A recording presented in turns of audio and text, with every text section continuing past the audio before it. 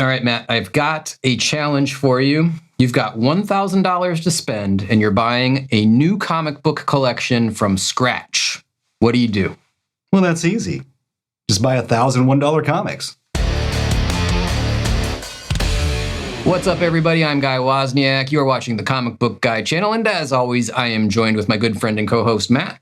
Hello. We are the Comic Book Guys, and today what we are talking about is building a new collection from scratch with $1,000. And I have two options that we're going to do.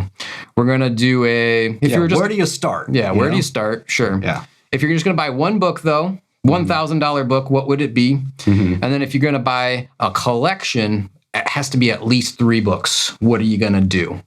So I'll let you kick it off first. You can do your expensive books first. Let's do those. Okay, you want to do the $1,000 ones? Yeah. Okay, because that was super easy for me. Yeah, that's going to be quick. I owned, and we came up with 4 examples each, and I already own 3 of these 4. So right, that was super easy. I think I don't own any of my examples, but maybe someday. And if you've seen our comic collection tour video of my collection, you've seen these books. I've shown them, I've discussed them with you a little bit more, but I'm going to talk about them again because I love them. All right. Okay. So you're starting from scratch. You got $1,000. I got $1,000. I am buying a Marvel Spotlight number 5. First appearance of Ghost Rider, sir. Thank you. In 1972, Mike Ploog and Roy Thomas. You can get one of these in fine condition, like raw, of course. Ungraded, for about $1,000. Okay. And a fine book. This book looks beautiful. Fantastic artwork, fantastic story. Introduces you to Ghost Rider. It's a hell of a first book to get. All right, run through all 4 of yours, and then I'll run through my 4. Okay. Next, I have Werewolf by Night number 32. Okay. First appearance of Moon Knight. Now, do you actually like Moon Knight, or do you just like key books? How does the I like Moon Knight. You do like Moon Knight, because yes, I don't know anybody but you that likes Moon Knight. Oh no, his first series is actually pretty popular. I mean, I'm joking. It's not as popular as a character as Oh no, he's never been a real big character. The marquee characters. No, but his original run was that was some good stuff. That was a good run. But it's not not a very long run. But yeah, Werewolf by Night 32. It's the first appearance of Moon Knight from 1975. Gil Kane did the cover, and Don Perlin. I love Don Perlin artwork, especially back in the day. His old horror comics and stuff were just so good. Yeah. And I'm going to butcher this name, Doug Moench. Moench. I got no idea how you pronounce that. Monk. I mean, it's not an easy name like McFarlane. Yeah, he was the writer. Yeah, Todd McFarlane. You can get a very fine for about $1,000 ungraded. So yeah, that's another good one to have too. And if you haven't read the original Moon Knight series, you should be doing that. That's a good read for sure. I never read very street level. I never read the old stuff, but I read some of the 90s stuff when I was into collecting at that time frame. The character never really piqued my interest that much. You really got to check out the Bill Sienkiewicz covers. Those are so cool. Yeah, I'm a huge Bill Sienkiewicz fan. All right, next up I have Silver Surfer number 1 from 1968. It's his first series by the fantastic John Buscema and, of course, Stan Lee on story.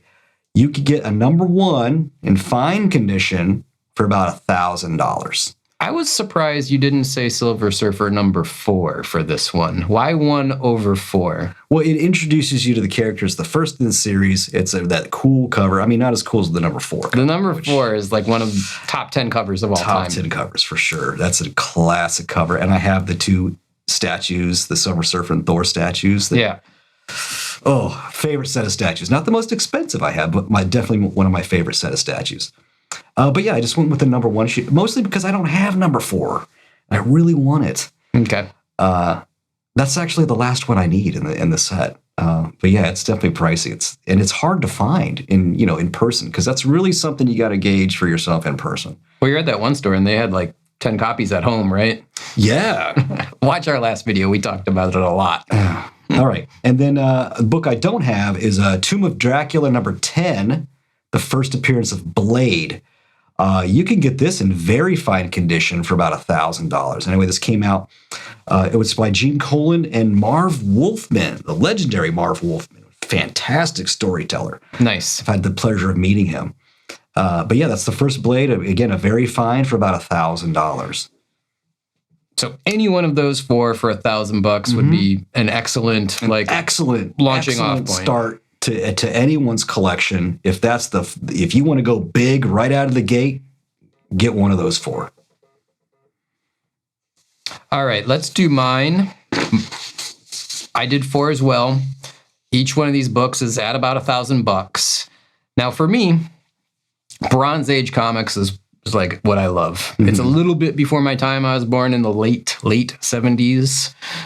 I was an 80s kid, but some of the Bronze Age stuff prior to my, becoming of age, that was the stuff I looked at when I was starting to collect comics. Like, oh, that's old. That's cool. All right. So all of these are what I consider the Bronze Age trifecta.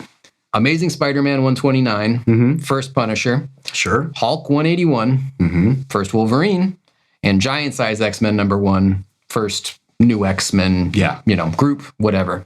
Plus a couple of first appearances in there, like Nightcrawler and others.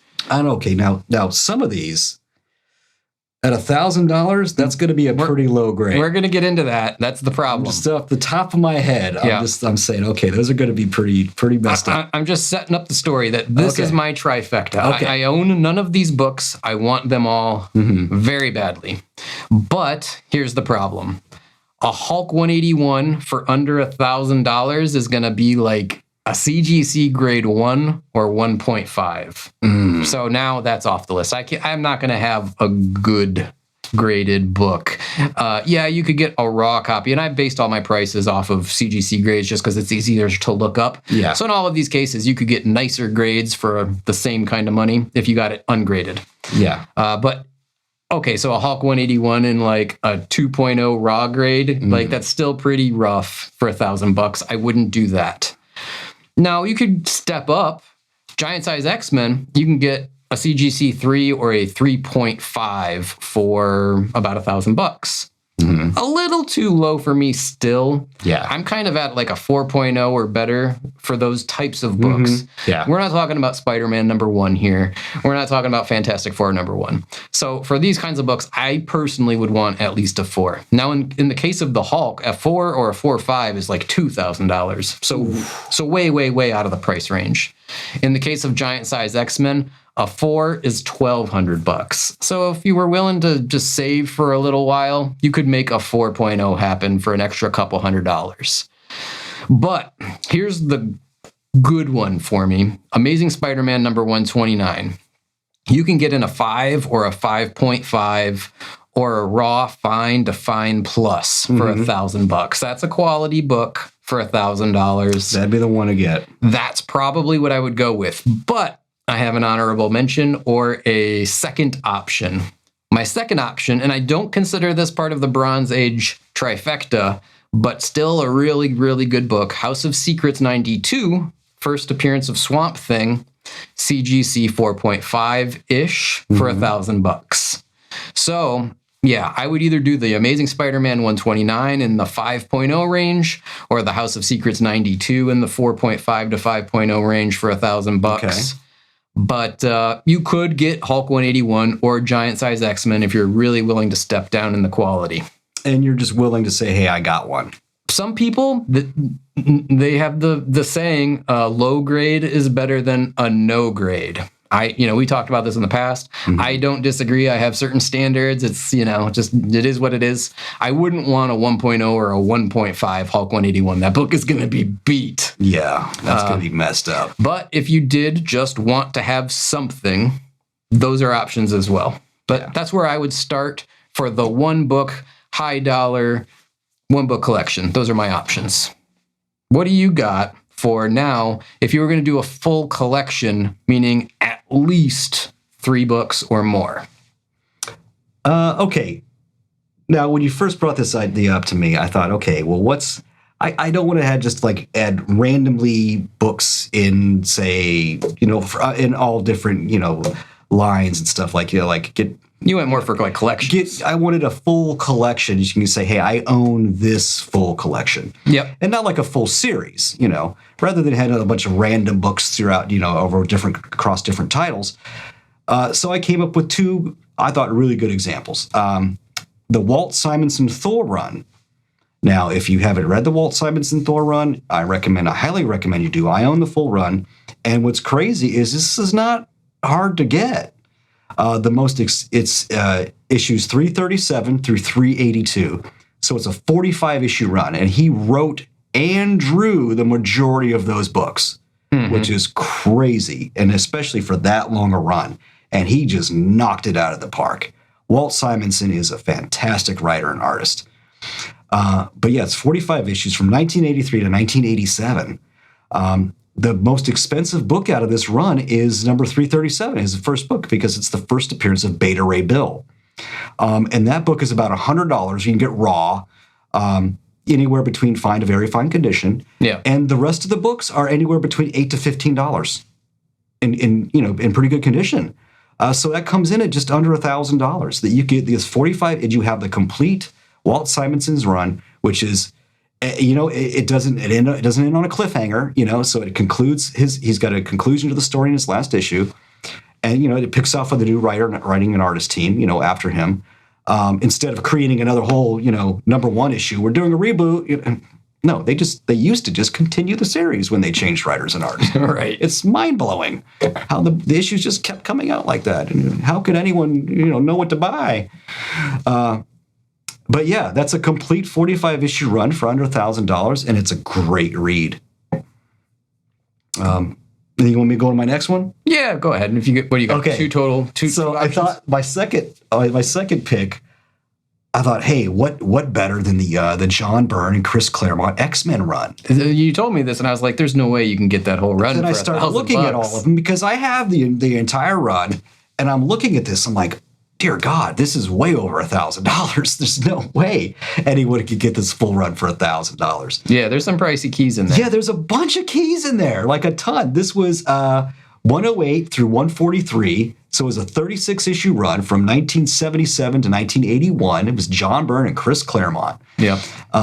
Some of the best X-Men stories ever. And the art, I'm a huge John Byrne fan.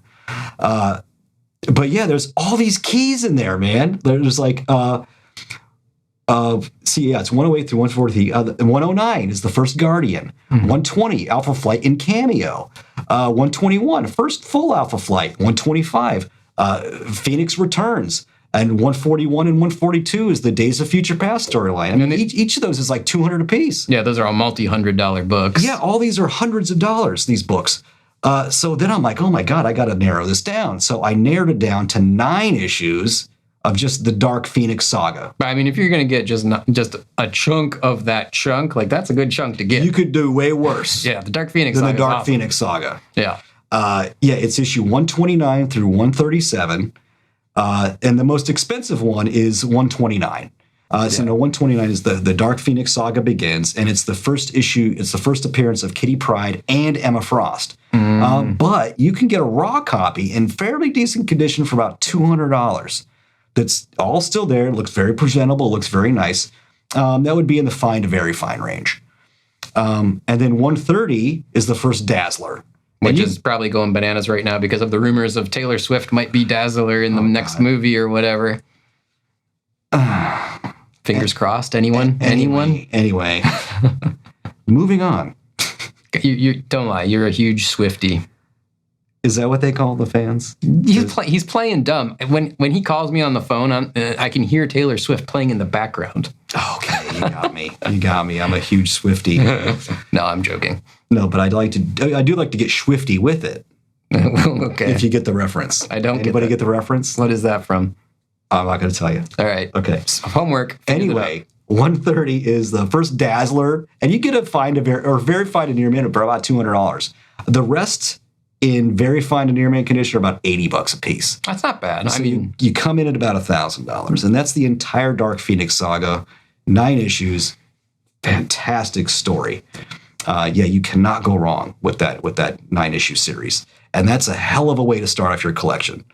Like, say you get a tax refund, you get a bonus at work, You get some birthday money. I mean, who knows? Yeah, you get an extra $1,000 or $1,000 for birthday money is pretty nice. well, maybe you get from a bunch of people. Maybe you got a big family. I don't know. That's maybe Santa Claus. A couple of birthdays. But yeah, with those two runs, there's definitely worse ways to spend your money. No, that's a really good suggestion. Though the Thor run, I wouldn't have thought of. I'm just not a big Thor person. No, the Walt Simonson run. I mean, me not really either. But the Walt Simonson stuff is just fantastic. It's so well done. The storytelling and the artwork is fantastic, and that's where you get Frog Thor too. Frog Thor, yeah. And Beta Ray Bill first appearance. That's a good book to have. Yeah, that's a decent book to have.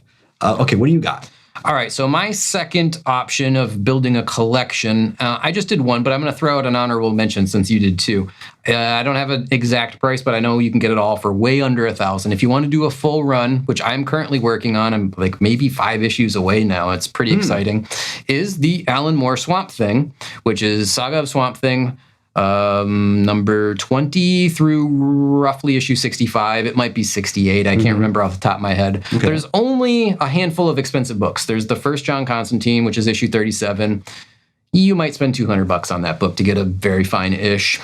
Now, see, if I could just interrupt for a second. When we talk about getting the keys out of the way first, these are the scenarios we're talking about. Exactly. Yeah. When you're trying to just find like a nice, a bookshelved run of comics, and there's a couple of keys in there, you should knock those out first. That's the time to do it. Yeah, get them before all the filler issues, because something might come up and you got to sell the books for some reason, or you might decide to stop, and at least you got the good stuff when you stop. Exactly. All right, please. But aside from that one, the first issue that Alan Moore wrote, number 20, you might spend $50, $75 on that one. 21 is also a little expensive because it's kind of like what would you call it? Sort of like a reintroduction to the character of Swamp Thing. I don't know what the right word is for that. Issue 25 is a little bit expensive. I just bought an issue for $40 recently. Other than those ones, I think everything else is a $5 or $10 comic. So, if there's 40-ish issues in the whole run at $5 a piece, you're at $200. If it's $10 a piece, you're at $400. And plus those handful of more key issues, well under $1,000. So that's my, if you want a whole collection, you literally can almost not get anything better than Alan Moore's run of Swamp Thing. It's just mind-blowingly good reading. So the issue you're talking about is that a retelling of his origin? No, it's like a reinvention or kind of like a soft reboot. Kind of like a soft reboot. I think that's a good way to put it. Okay. Yeah. That's where they dropped the bomb. Spoilers. I mean, it's like 40, 50 years old. So I think we're beyond the spoiler alert thing, but that's where it's like, oh, he's actually not still Alec Holland. He's just a monster that absorbed his consciousness, and he realizes he'll never be human again. That's where all that starts to come down. Because prior to that, it was always assumed he was still human. He just had to change back somehow. Yeah, impossible. So anyway, that's my, I guess, honorable mention. I did my other list here, and these are all kind of like, I want to be a key collector, but I don't want to spend a ton of money on any specific key. So I have 4 keys that you can get. They're all going to be more or less CGC grade 8.0. And people are going to complain and be like, well, an 8.0 is not a very good grade. That's where I focus all of my efforts. I have no problem with that 8.0. I think 8.0 is a fine book. I always say 8s are great. So here's the 3 keys that I would get in grade 8.0 plus 1 bonus book. Amazing Spider-Man 300. Obvious, Todd McFarlane, Black Costume Spider-Man, first full Venom. Great book. It's always going to hold its value. You can get an 8.0 for $350 plus or minus, or get a raw book in even better condition for the same kind of money. Yes. That's an option. Yes. If there's a raw book option, I'm going to take it. Yeah, definitely. Over a graded book every day. You could probably get a raw that's equivalent to 8.5 or a 9. Well, my caveat to that is if it's a book that I'm seeing in front of me. Well, sure, that you can validate. Buying online, you got to kind of take their word for it and hope the photos capture everything accurately. Right. But yeah, if I have a book in front of me and I can do raw versus graded, I'm going raw all the way. Book number 2 is going to be another Todd McFarlane book. It's Hulk 340. It's the classic Wolverine with the claws and the reflection. I like how we did it at the same time. Oh, you knew it was coming. We did not practice that at all either. No, that's going on the thumbnail probably. We're going to superimpose claws even. Yes. But an 8.0 of that book's only $200, and I say only $200 is a lot of money, but Yeah. you got $1,000 to spend, spending a fifth of your budget Money on you that. didn't expect to be coming your way. That's always fun to blow it on dumb stuff. Birthday money, yeah. So a Hulk 340 at $200, or again, get a raw, get it in a little bit of a nicer condition, maybe even a near mint for that price. I don't know if that's possible, but you could do a little better. But it's just easier for me to validate the prices of graded books. It's easier to look it up.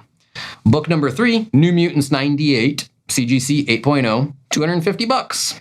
That's actually coming down. Yeah, I think it is. Yeah, I've been looking at that recently. The New Mutants 9, the first Deadpool, that's actually coming down in value. That's the 90-day average. I looked it up on GP analysis. I've noticed that myself. There's a little dip in the pricing of those books, what they're selling for, which, hey, great for us. Yep. Yeah, great for collectors.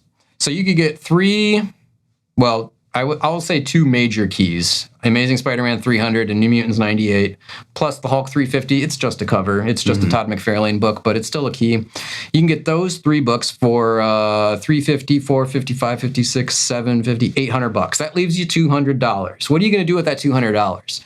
Well, either get higher grade versions of these books and just have the 3, or get another book. And if I was going to get a 4th book, because I just love this book, and I know a lot of people are going to disagree with me, but I think Batman 608, second printing, the Jim Lee cover of Batman with his cloak, there's statues based on it, there's t-shirts based on it, this picture has been everywhere, is the best Batman cover of all time, in my opinion. And you can get a 9.4 graded copy of that for $225, which does put you $25 over my total.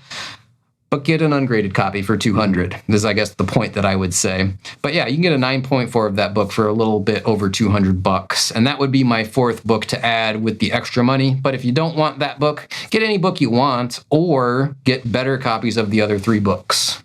That's my Maybe plan. some of those the Todd McFarlane's Batman books that he did.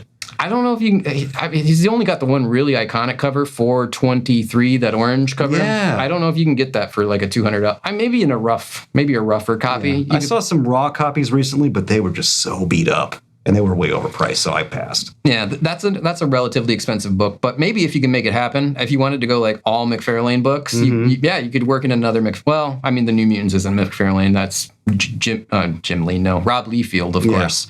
But yeah, you could do a theme like that. You could try to target maybe 1 or 2 different McFarlane books instead of the New Mutants. There's lots of options at $1,000. You can, the world's not your oyster, but you can do a lot with $1,000 if you're just starting out. Yeah. So yeah, that's my recommendations for building a whole collection versus the just one punch knockout book. Yeah.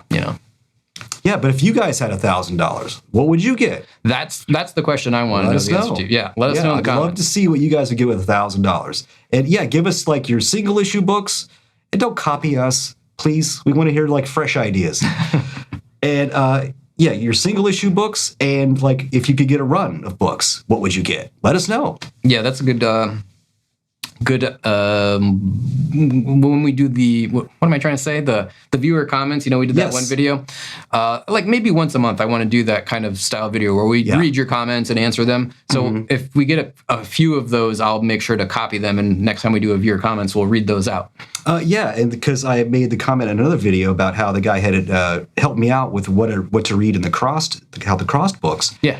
And another person commented and said, hey, let the rest of us know. And rather than have that person dig through all our past comments in our videos, we can address that as well, because that's information we love to get from people. Sure. Yeah, absolutely.